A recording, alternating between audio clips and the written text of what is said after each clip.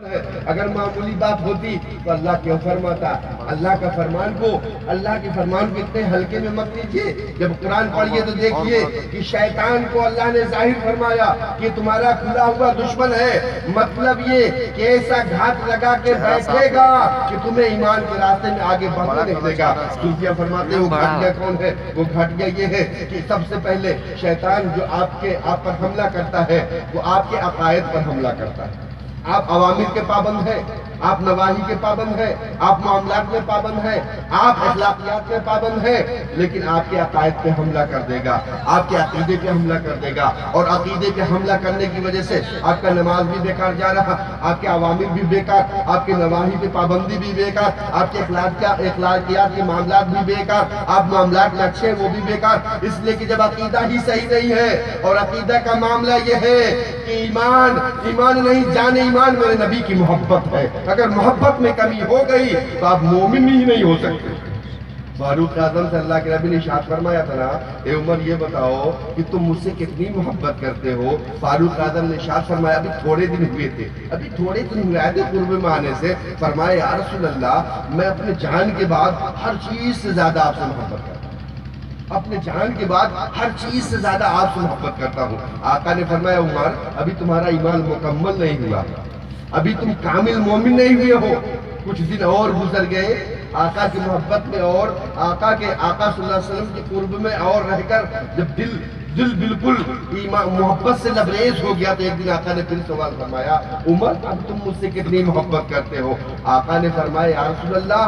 اپنے جان سے زیادہ، اپنے مال سے زیادہ، ہر چیز سے زیادہ آپ سے محبت کرتا ہوں۔ آقا نے فرمایا اب تمہارا ایمان مکمل ہوا۔ یہ حدیث پاک آسانی سے دماغ میں نہیں گھسے گی، بہت پڑھ چکے دینداری نہ آئی، بخار آ گیا پر بخاری نہ آئی۔ بخاری شریف کے ورقوں کو پھیر لینے سے دولت ایمان نہیں ملتا، جب تک عشق رسول میں قرآن نہ کھولے اور عشق رسول میں حدیث مصطفیٰ کے اوراق نہ کھولے تب تک ایمان مکمل نہیں ہو سکتا۔ اس لیے قرآن پڑھنے کے لیے خوف خدا چاہیے، اور حدیث پڑھنے کے لیے عشق مصطفیٰ چاہیے،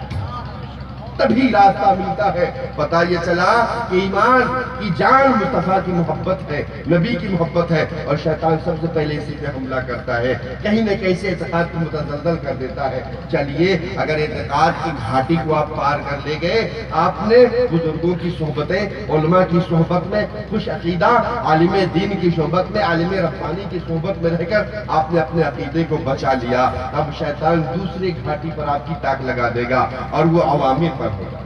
وہ عوامی پر ہوگا۔ آپ محبت میں تو نعرہ لگائیں گے یا رسول اللہ، غوث کا دامن نہیں چھوڑیں گے، خواجہ کا دامن نہیں چھوڑیں گے، لیکن فجر کی نماز شیطان نہیں پڑھنے دے گا، ظہر کی نماز سے آپ کو روکے رکھے گا، عصر کی نماز میں غافل کر دے گا، مغرب کی نماز کی فکر کو دور کر دے گا، عشاء کی نماز میں سلا دے گا، کہیں رشتہ داروں میں جانے کے لیے آپ کو لے جائے گا لیکن نماز کے قریب نہیں، روزے کے دن میں آپ کو ڈر پیدا کر دے گا کہ یہ تفیش بہت ہے، دھوپ بہت ہے، کہیں بیمار نہ ہو جائے، کہیں آزار نہ ہو جائے۔ عقیدہ تو بڑا اچھا ہے، یہ ہمارا عقیدہ ہمیں ہمارے ایمان کو پختہ کیے ہوئے ہے، لیکن عوامر کی گھاٹی پہ شیطان دھوکہ دے رہا ہے، عوامر کی گھاٹی پہ شیطان ہمیں بہکا رہا ہے۔ اگر چلیے اس میں بھی آپ پابند ہو گئے، عوامر میں بھی آپ پابند ہو گئے، یہ اللہ والوں کی صحبت کا فیضان کرم ہو گیا، آپ عوامر میں پابند ہیں، روزے کے عقیدہ بھی آپ کا اچھا ہے، اور آپ عوامر کی بھی پابند ہیں، نماز پنجگانہ کے پابند ہیں، روزے کے پابند ہیں،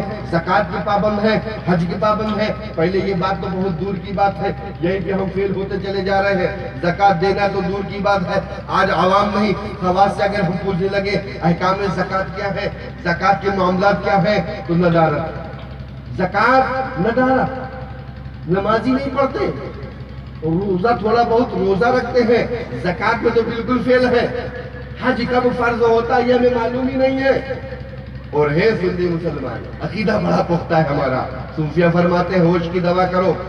عقیدہ تو تمہارا اچھا ہے، عقیدے کی گھاٹی سے تم نے بزرگوں کی صحبت اور بزرگوں کا فیضان کرم حاصل کرتے ہوئے عقیدے کی گھاٹی کو پار لگا گئے ہو، لیکن شیطان کھلا ہوا دشمن ہے، دوسری گھاٹی پہ تاک لگا کے بیٹھا ہے، عوامر میں تو کبھی تمہیں پار نہیں ہونے دے گا، جب تک اسلاف کی زندگیوں سے کا تم مطالعہ کر کے اپنے بزرگوں کی صحبت میں بیٹھ کر کے، علماء ربانین کی صحبت میں بیٹھ کر کے جب تک اپنے آپ کو فیضیاب نہیں کر لو گے،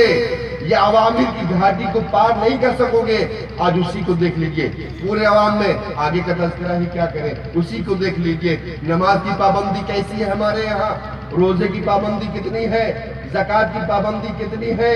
حج کے بارے میں ہم کتنا جانتے ہیں، یہی پہ دھچکا کھا گئے، شیطان نے یہی میں بوکھلا دیا۔ اور چلیے اگر یہاں سے بھی پار ہو گئے، ہمارے کچھ بھائی اور کچھ خواص یہاں سے بھی پار ہو گئے، تو آگے کی جو گھاٹی آتی ہے، نواحی کی گھاٹی آتی ہے، وہ یہ ہے کہ ہم نماز بھی پڑھتے ہیں، شیطان ہم سے جھوٹ بھی بلواتا ہے، ہم روزہ بھی رکھتے ہیں، شیطان ہم سے غیبت بھی کرواتا ہے، ہم نماز کے پاس ہم زکوٰۃ بھی دیتے ہیں، لیکن رشوت بھی لینے کے شوق میں رہتے ہیں، اور وہ اگر نہیں ملا تو مدرسہ کھول کے ہی رشوت لے لیتے ہیں، مدرسہ کھول کے ہی۔ یہ شیطان کی چال ہے۔ شیطان جب کبھی شر کے راستے سے ہمیں بہکائے گا، اس سے بچنے کے لیے ہمارا دماغ روشن ہے، بچ سکتے ہیں، لیکن جب خیر کے راستے سے بہکائے گا تو بچنا بڑا مشکل ہے۔ اور شیطان معمولی دشمن نہیں ہے،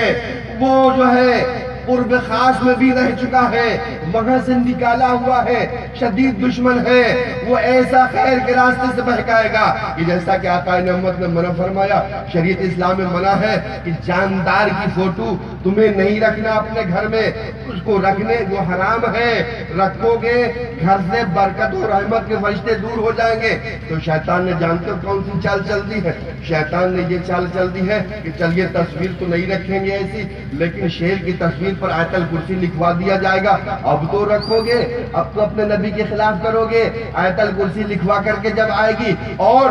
براق کی شکل میں ایک عورت کی فوٹو جب تمہیں دے دی جائے گی، تب تو چم چام کے رکھو گے۔ اس طریقے سے شیطان ایسا خیر کے راستے سے بہکاتا ہے کہ بڑے بڑے دھوکہ کھا رہے ہیں، بڑے بڑے دھچکا کھا رہے ہیں، اس لیے کہ شاطر دشمن ہے۔ قرآن میں اس کا تذکرہ ہے، اس سے ہوشیار رہنا، بڑا کھلا ہوا دشمن ہے۔ صوفیہ فرماتے ہیں اگر